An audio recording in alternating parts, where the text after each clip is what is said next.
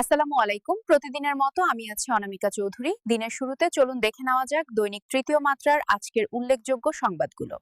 নোয়াখালীতে জুলাই শহীদের পিতা এনসিপি প্রার্থী ওমর ফারুকের মনোনয়ন নিলেন।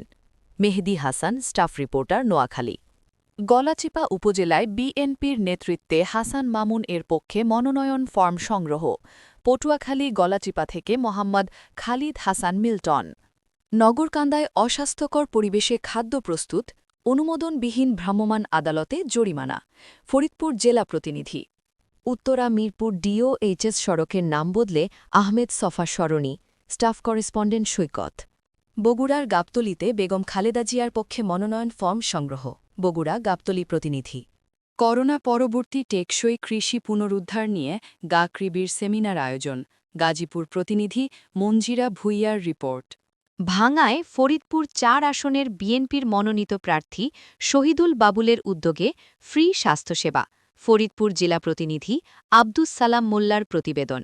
অনূর্ধ্ব ১৭ জাতীয় ক্রিকেট দলের সদস্য মোহাম্মদ কাউসারকে আর্থিক সহায়তা প্রদান করেন খাগড়াছড়ি রিজিয়ান। খাগড়াছড়ি থেকে বিপ্লব তালুকদারের প্রতিবেদন। শিক্ষার আলো জ্বালাতে প্রত্যন্ত গ্রামাঞ্চলে নাজমুল ইসলাম। দিনাজপুর থেকে সিদ্দিক হোসেনের প্রতিবেদন।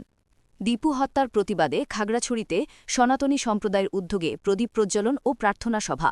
বিপ্লব তালুকদার, খাগড়াছড়ি প্রতিনিধি। নিয়ামতপুরে তুচ্ছ ঘটনাকে কেন্দ্র করে মারধরে নিহত ১, আটক ২।